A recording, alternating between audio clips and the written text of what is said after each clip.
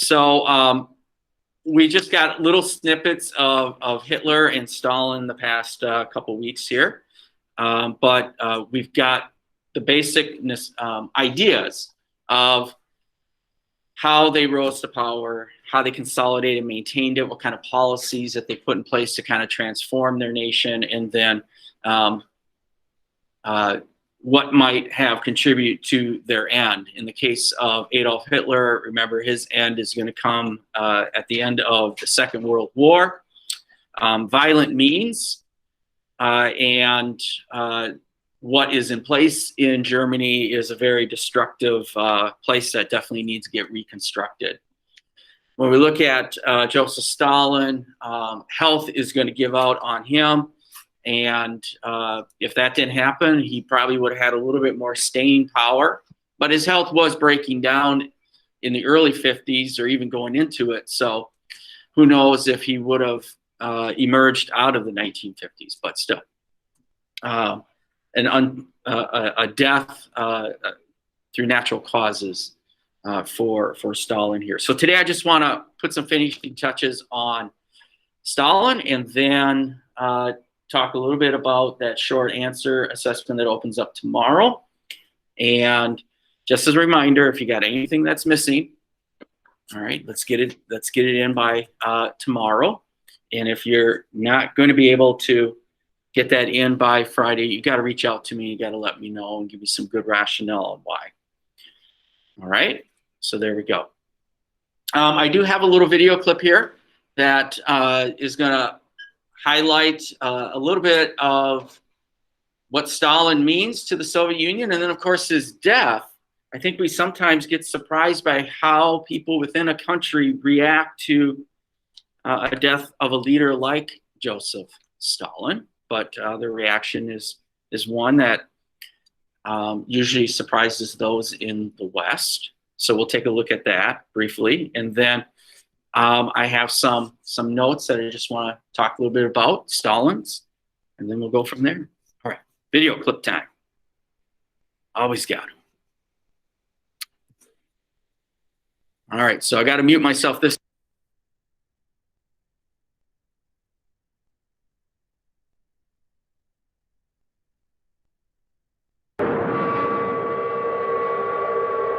Millions of Russians grieved for their dead leader. His rule had been ruthless, and their own welfare neglected.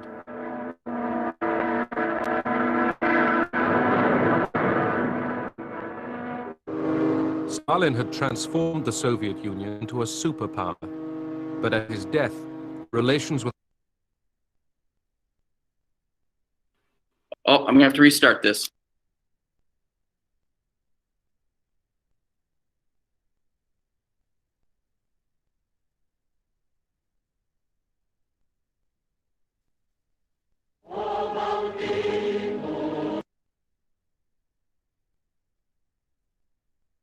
All right, we're ready to go now. Got to get some sweet Soviet songs in there.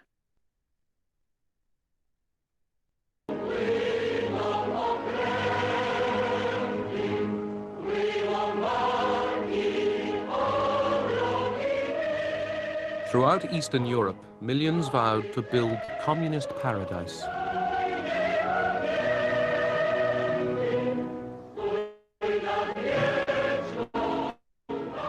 They toiled to carry out orders and plans dictated from Moscow.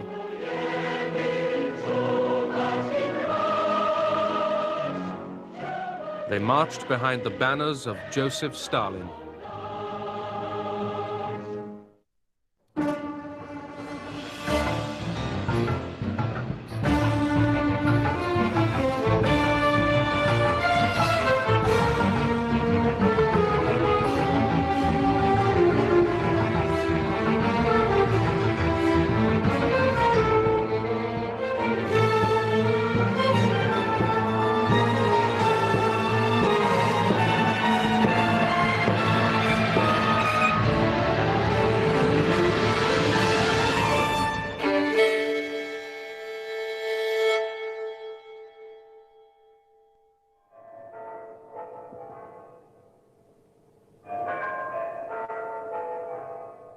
March 1953.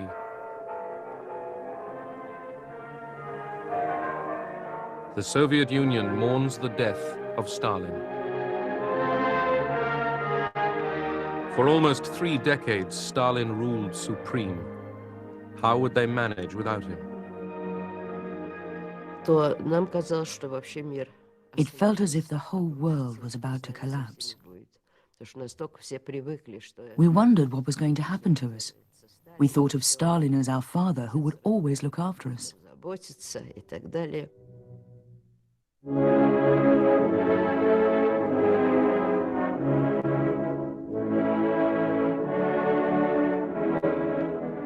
Stalin died without naming a successor. A collective leadership emerged, led by Georgy Malenkov, Lavrenti Beria, Vyacheslav Molotov, and Nikita Khrushchev.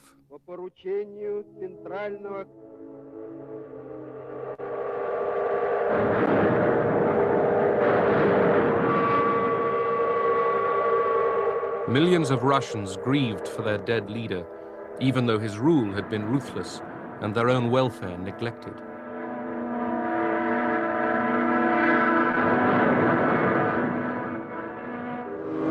Stalin had transformed the Soviet Union into a superpower, but at his death, relations with America and the West had seldom been worse. For 10 years, the world has been dominated by the malignant power of Stalin.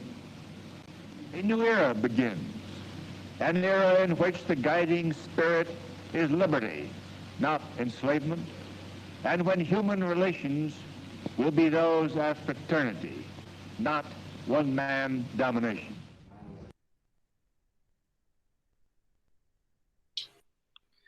All right, so just in that little video clip, you got multiple views of Joseph Stalin.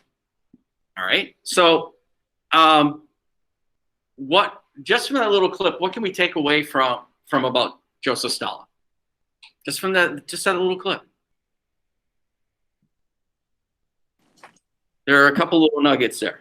He built Russia into a superpower. Okay, he did build Russia into a superpower. Absolutely. 1949, they will get the nuclear capability. So now the nuclear club has 2, United States and the Soviet Union. Definitely. All right. What else can we say? Was not a huge fan? No, we were not a huge fan. We were not fan number 1. We were not going to lead his international fan club by any means. And Dulles was our Secretary of State, and he would be a hardliner. And we'll come across a little bit more of this idea when we look at the Cold War. But the United States definitely is taking a hardline approach to the Soviet Union at this time in the early phases of the Cold War. What else? At least from that video, it seemed like he had a lot of love and support from people. Okay. And so why would that be the case? From what you know, why would it seem like here, a guy who maybe 20 to 30 million people killed at his hands, express that kind of sorrow, admiration, sympathy for him?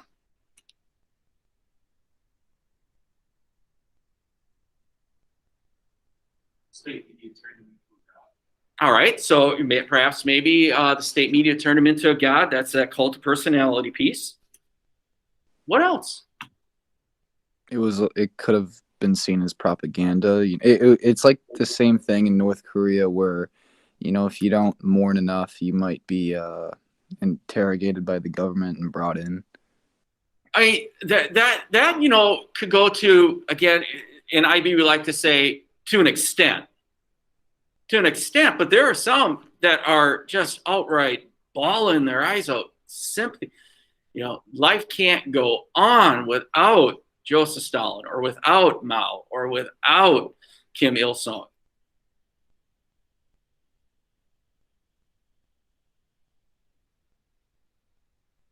When Franklin D. Roosevelt died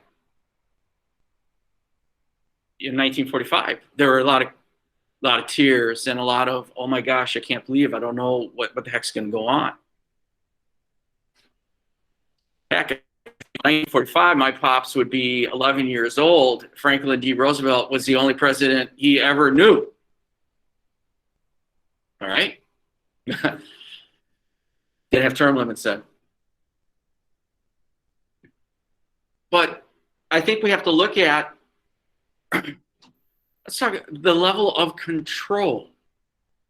Level of control can play a part here. Yeah, you know, if I don't cry enough, or if I don't show enough sympathy and all that stuff, yeah, there could probably be some repercussions and so forth to go with that. But level of control. Their lives have been planned. Who's going to be the great planner now? Who's going to dictate, this is our frame of thinking now? Who is going to direct the economy to that next level? It admiration for Uncle Joe, devotion for Uncle Joe. They're crying perhaps maybe because they don't know what tomorrow's going to be like without Joseph Stalin, because he's been there forever. And does the Soviet Union know who's going to be next for Joseph Stalin? Did they have any family? Did he have any family left? Yes. You know, that's another thing we always got to remember. Joseph Stalin was a dad. All right. But he had a very difficult relationship with his kids. His daughter does eventually defect and leave and come to the United States. He was married a couple times, but both his wives died, not at his hands, but just health. Drew, are you checking that out? No. Oh, okay. I thought maybe you're going to GTS that. All right. He did have a daughter and a son at the time of death, but again, very difficult relationships. To a certain point where they may be hesitant to use their full name. So, but naming a successor, just like Lenin, it was in doubt. Stalin as well, maybe because of the suddenness of it. But you did have a power struggle that emerges, just like at the end of Lenin as well. A power struggle is going to emerge. And eventually, Nikita Khrushchev is going to emerge out of that power struggle. There was a comedy that came out a few years ago, Death of Stalin. All right, maybe some have seen it or not.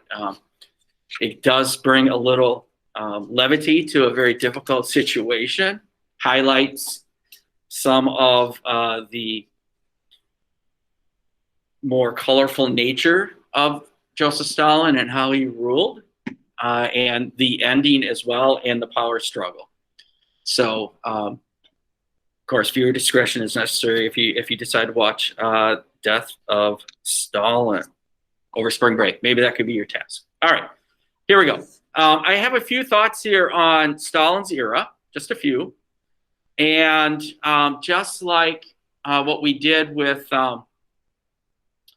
Hitler, I'm going to ask you to assess Joseph Stalin onto what degree of a totalitarian. All right. You had ranked Hitler pretty high. And so will Stalin be able to compare, all right, with Hitler? But if we look at Stalin's era, there's a number of things here. Character of Stalin's Soviet state is really what we have to look at. Historians like to refer to Stalin's regime or his type of communism as Stalinism. Now, Stalin's not going to call it that. He'll in many ways, you know, he is going to try to call it Marxist-Leninism. But for Stalinism, it is what historians tend to look at his type of rule, how brutal it was, how it was a single-party state, the whole idea of a command economy, central planning, the type of terror, the cultural conformity, all of that becomes part of Stalinism. Soviet communism was violent, especially violent under Stalin, but it was violent under Lenin. And so for Lenin might just think that this is just an inevitable law of a revolutionary movement, that it's going to be violent. And there are going to be casualties in order for a revolutionary state to be created and to really change and reshape society. Lack of tradition of civil rights, I've said this a number of times, in the Soviet Union, lack of civil rights has already existed. Even though in the Soviet Constitution, it might look like these individuals have a lot of freedoms. That's all in theory.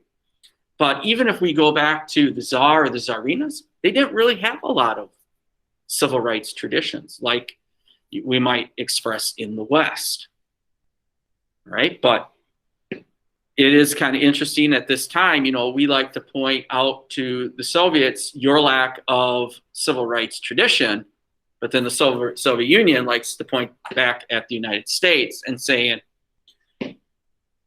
there's a lack of civil rights tradition in the United States because of the separate society. Party loyalty is important. Just like in Hitler, it was important. But if we look at the party loyalty for Joseph Stalin, we tend to refer to it as nomenklatura. Basically, we're looking at a culture, a party culture. Joseph Stalin, remember, had his pulse on the Communist Party, on the communist government. He had his influence in every layer of it. And those individuals that joined the party because of the Lenin Testament, the Lenin enrollment, or are joining the party because of Stalin has appointed them, there is this party loyalty that they need to follow Stalin without question. And they know if they question, there's a gulag for them. Or there's an alley where they might get executed. Or they might be exiled. So, gotta follow Stalin's orders to the T, and a fear of Stalin. There is a fear. Even those who are jockeying for position to be the next leader, they understood that their existence is very tenuous. That any moment, Stalin, because he is very paranoid, could easily flip on Khrushchev, Molotov, and the others. So those top ministers, they are going to follow his orders as well, out of fear. And then the revolution from above. This was supposed to be a revolution of the workers, of the people. Proletariats of the world unite.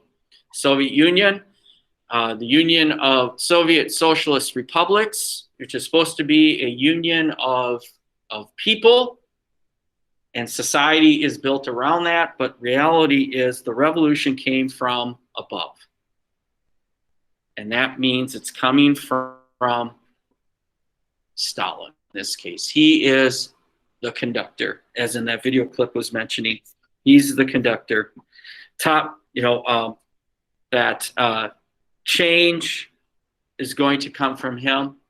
Society is going to be shaped from him. He's also sometimes called the great motivator.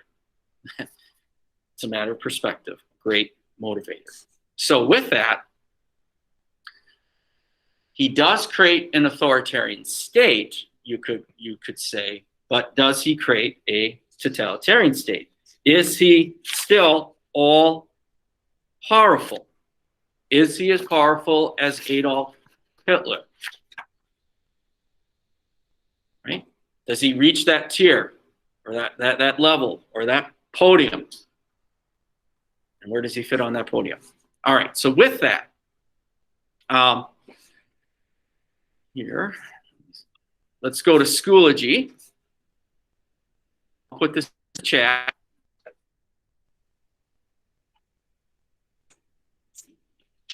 here is, I put into the chat a link to the form. You got to fill it out, and you can work with a historical buddy. All right. So in here, work with a historical buddy if you want. Move, see them. But, and at home, you need you to fill this out. So we're going to take 10, 15 minutes here. Soviet Union, Union of Soviet Socialist Republics under Joseph Stalin. Take a look here again. Where does he succeed? At least 3. Where does he succeed? Same thing. These are considered the criteria for a totalitarian state. And it just briefly explain why. And then think about the areas he does not succeed at. And explain why. And then on a scale of 1 to 10, where does he, how far did Stalin achieve the totalitarian state? Again, this class, I believe, had ranked Hitler around 8%. 8%. Excuse me, 8, number 8, not 8%. Okay, that goes on here. About an 8 out of a 10. Does Stalin achieve that?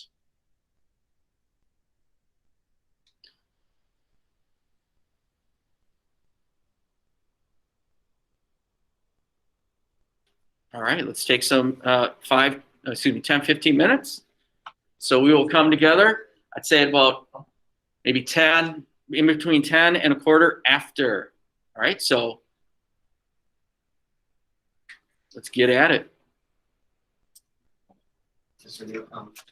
Yes. Like Stalin's children, one of his sons who survived, was still alive after Stalin's death, kind of lost all his authority and ended up in prison. So I was expecting them to treat like kind of like royalty in a way, but no. After Stalin's death, they really had no say in back in line. I think that one that you were talking about is he had a lot of maybe lack of better words, he had a lot of issues. Personal, but then also one could say he was getting positions and opportunities, and so because again he was Stalin's son, but he was Yeah, those things where you can't really say, well, it's like, it's like, all right, you can move position, but then behind closed doors, back to your friends. I know where he's going to do less damage. Sure.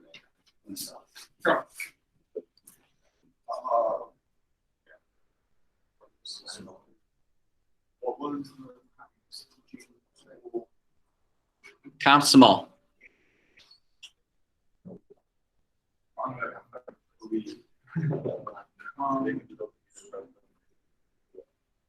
Then we also have to think about is any of these leaders, Stalin, Hitler, Rome, the school curriculum is going to change. It's all going to change to kind of mold the students, the children around their idea, what they think the ideal Soviet is, the ideal German is, the ideal Italian.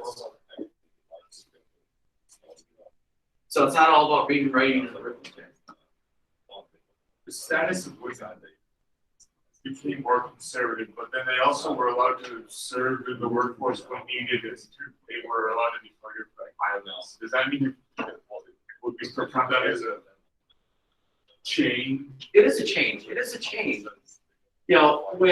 When he dialed it back, said women can no longer get abortion and stuff like that. It's because the population is, okay, but why is the population going down, Mr. Stalin? Okay. Okay, let's stop the purges.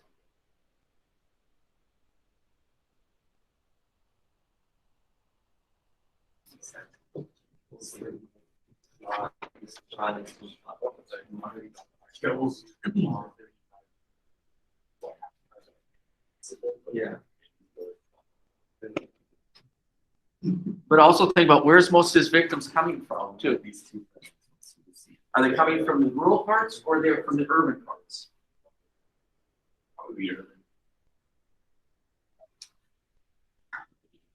I think we're going to see that a good number of them are maybe coming from the rural parts. Because aren't they some of those guys farmers and they were making some pretty good money, so.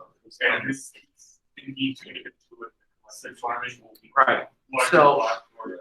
So when you engage in collective farming, you're going to need less farmers, but you're going to need more you might need farm workers. But- Actual. And as you mechanize your farms, you're going to rely more on the machinery, stuff like that. So then the surplus labor has two places to go: the city or off to the camps. And if they don't want to go to the city, they're going to go off to the camps. Now, there are some cities like where Stalin may not think that he has such support, and he will go after them. Even in the city of Leningrad,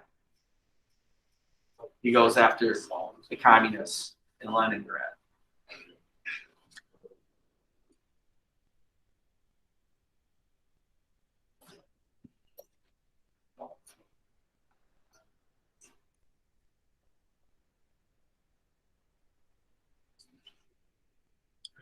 Let's see, anyone got? Oh.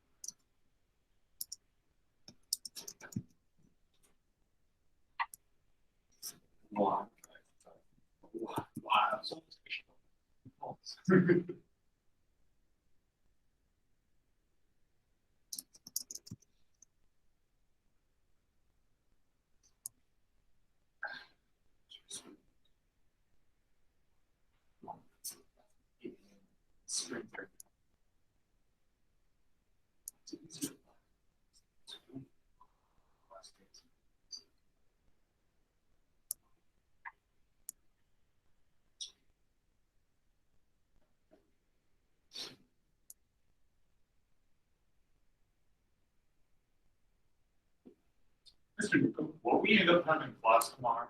Like, will we be here for all 40 minutes of Google Meet? Or will that be kind of off? You're not patient, are you? I just want to. I will talk about that.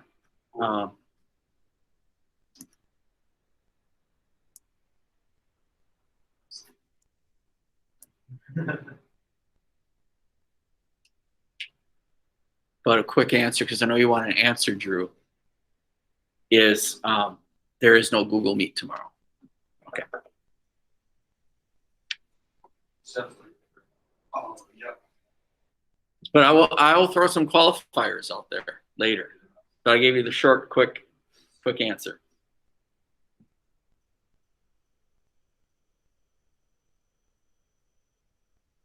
I like how you work in all the angles. Sure. Appreciate that.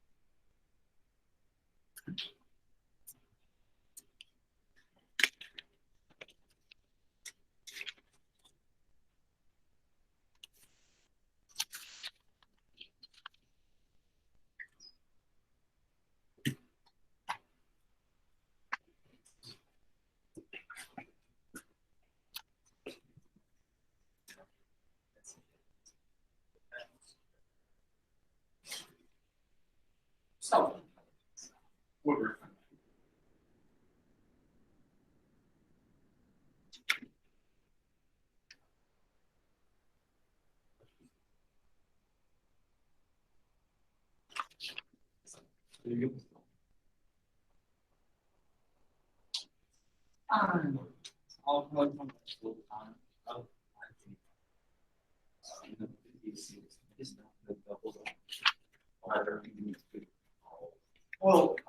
I'll.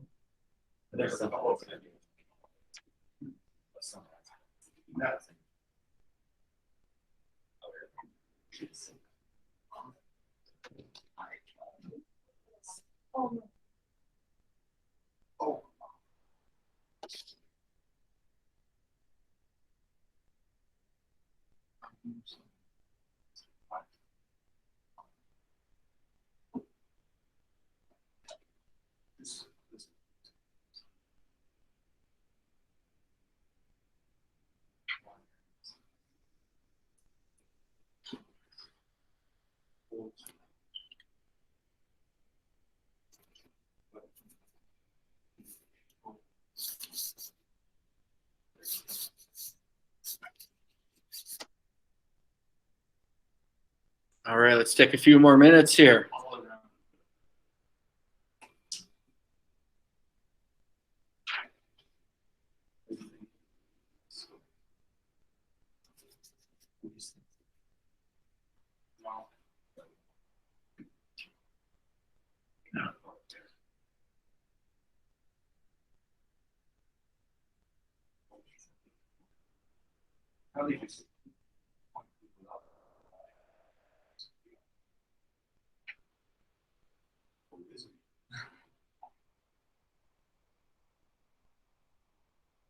What score would you say they become a totalitarian and not just an authoritarian? I think, on here you have to get 7 or better. Okay. To be a totalitarian.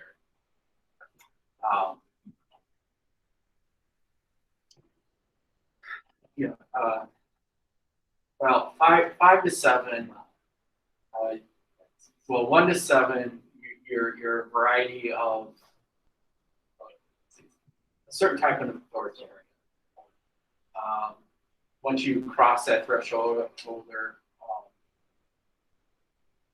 7 point something up to 10, now I think you're approaching authoritarian or a totalitarian. There's something that's holding back. There are things that are holding Hitler back. There's things that are holding Stalin back. I think religion is going to be a big factor in holding back many of these leaders from becoming true totalitarian.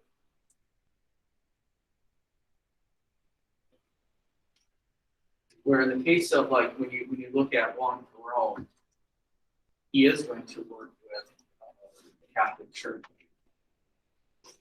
in many areas. So you will try to see some authoritarians that try to work on the church.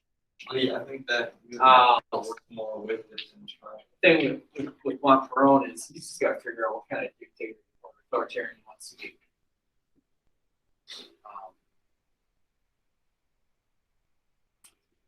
And since he had one thing with Juan Perón is he was leader of Argentina, late 40s, early 50s. Then he fled because there was a coup, and then he comes back in the 70s. But he was at least somewhat connected to Nazi Germany. Well, one would say he was sympathetic, even though Argentina in this war was an ally to the United States and the other to the Grand Alliance. He was sympathetic. Isn't Argentina a place where Nazis fled to after the war? So. Mm-hmm. Absolutely. All right, let's finish up your thoughts here. Let's take a look here. If I crunch, I'm going to try to crunch some numbers here based on what I see.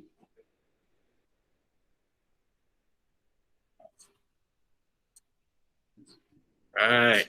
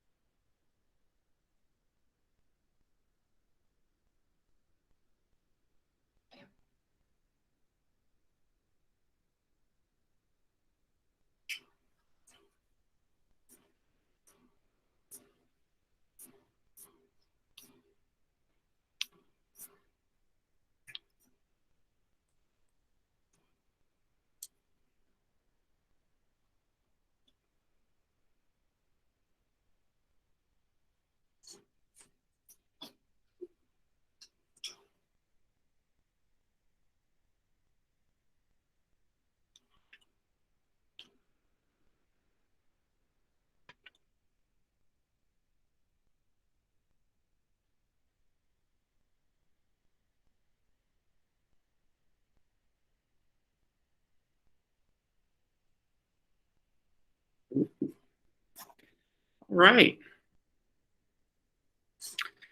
Okay, so with that, I would say, you know, based on just those who have responded, and if you have not, please do continue to do that.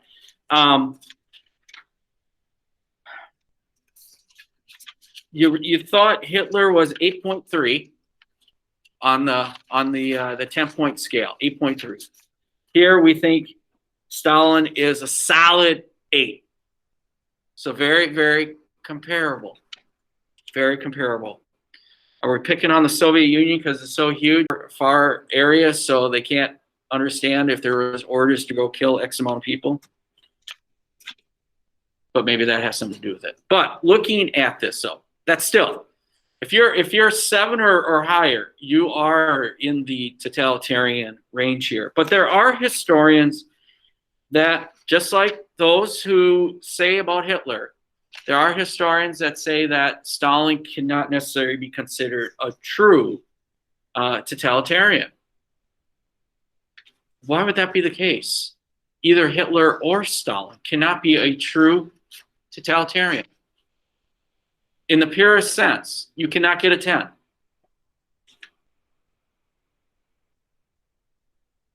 Outside influence and outside, there could be people that have a range of things that they could do.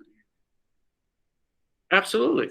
Absolutely. The moment that you simply hand off that order to someone, that's where it could go wrong. I mean, if Stalin's going to be the true totalitarian, he's got to personally take out the 20 to 30 million individuals. Possible. Or be at every construction project, and make sure that construction project is doing exactly the way the plan is supposed to be. There was that criticism of Fidel Castro.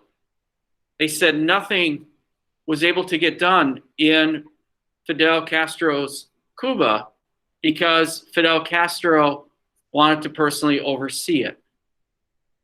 So he's driving around Cuba to all the different projects and making sure it's going as planned, creating their own hybrid of a dairy cow, making sure that the sugar cane fields are a certain way.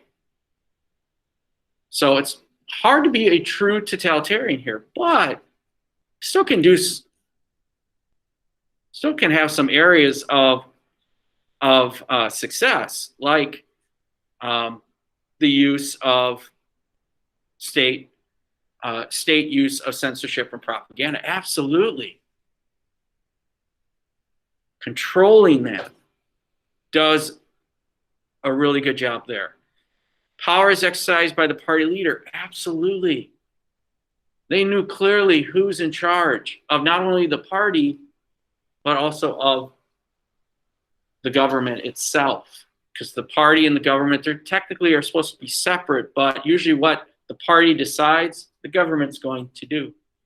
And yeah, the Soviet Union, like any communist country, has a Politburo, which is a small group of party leaders. I mean, these are the hardcore communists, but many of those members on that Politburo are there because of Joseph Stalin. So they got to do his bidding. Absolutely. State maintains the social and political policies, all that stuff.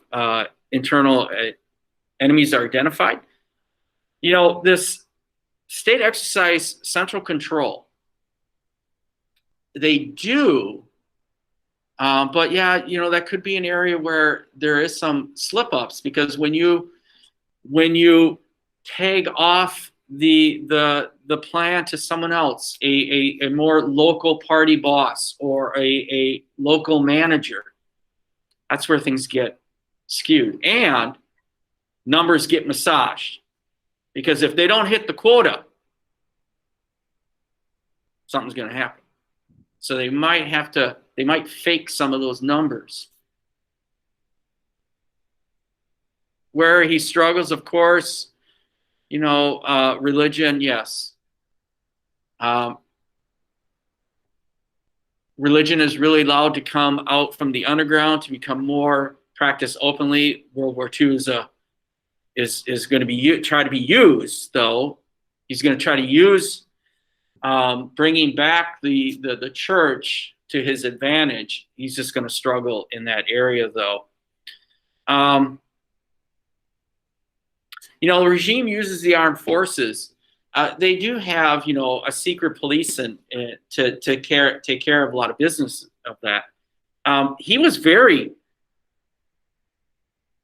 you know, you look at it, he was skeptical of the army. And in the 1930s, the army became a casualty of his purges.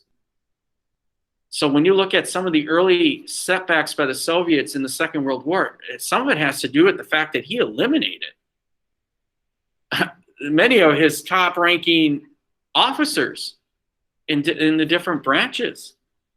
Because some of those may have been loyal to Trotsky, may not fully been with him. Some of them still might have been old Tsarist officers. And so his paranoia got the best of him there. But we're kind of over the board. Look, we might, looks like here we're struggling and trying to find some of those areas of where he does fall short. Reshaping culture, he's going to be able to have an influence there in reshaping culture. He was actually pretty interested in culture. And you wouldn't think that, but he was. All right. But I think, again, not a true totalitarian because you're taking it off to someone else. And the Soviet Union is vast. It is so much bigger than Germany, right? So pretty hard to be able to have complete control that way, just by the vastness of it. And the Soviet Union, even by the time he dies, they still need to do a lot more upgrades in order to truly be connected. And with the Soviet Union, it is a rather diverse society, even though they tried to engage in Russification and they tried to have this prevalent culture. They will struggle with that as well. 15 some republics make up the Soviet Union. Pretty hard to keep them all in line. Huge, huge, huge. All right, so he falls a little short in that category.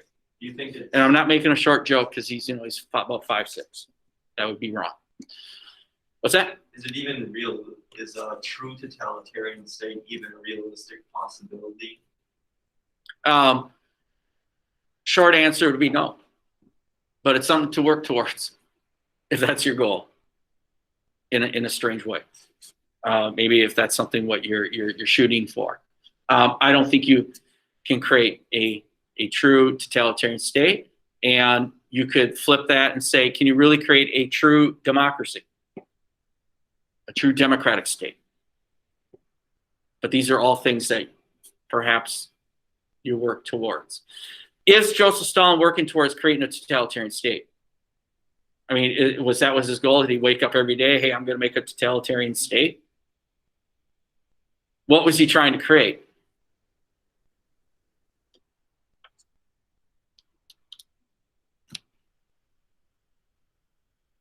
Just like anyone, what are they trying to create? He's trying to create the more perfect Soviet socialist state.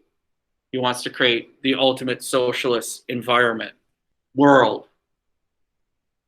This is the means, though, of how he's going to create it. His view of a socialist state is definitely going to be different than that of Mao and that of Fidel Castro. and Pol Pot, all that. So, okay. All right. Any other thoughts on that?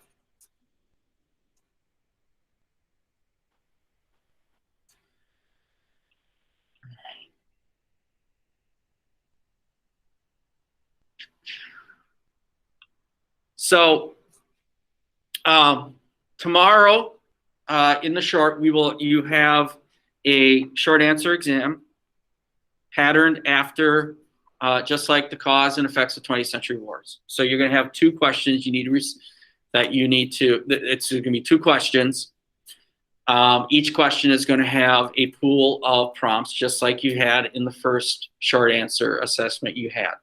All right. So shouldn't be anything different there. It's timed. It's 60 minutes, just like the previous one was as well. So when you start it, you need to get it done in 60 minutes. It closes March 7th. All right. So it does carry into the weekend. But if you're sneaking out of town, you want to take care of it probably tomorrow. If you're sneaking out of town over the weekend, because spring break is happening. Okay. So tomorrow we will not have a live Google Meet, but I will have the Google Meet open during our class time, just in case you get on and have questions or concerns about the assessment, or we talk about your class grade for this trimester. I will reach out to some individuals to encourage having a conversation with me tomorrow during class time. But again, no live Google Meet. So you can either start this assessment tomorrow at 9 o'clock in the morning, or use the time to prep.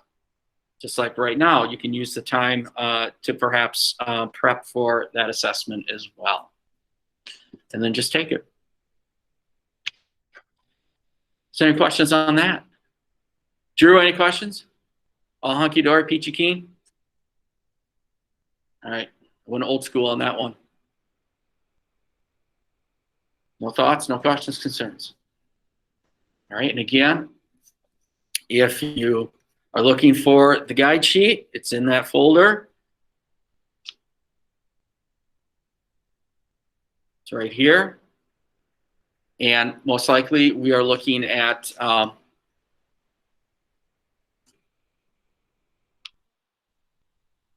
it's all about Hitler and it's all about Stalin.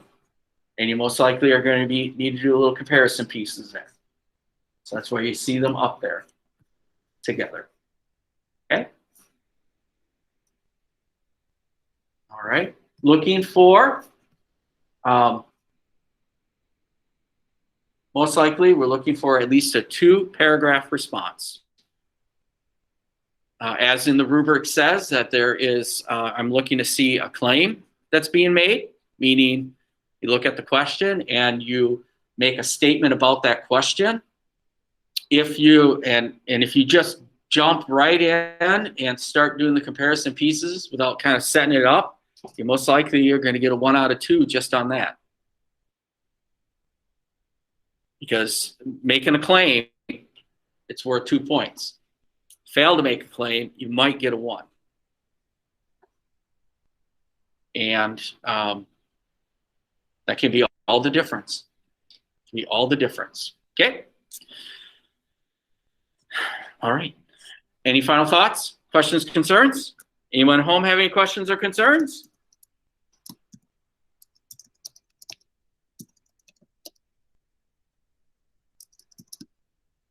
If not, those at home, stay on the Google Meet. You can ask me some questions or leave and have a fantastic Thursday.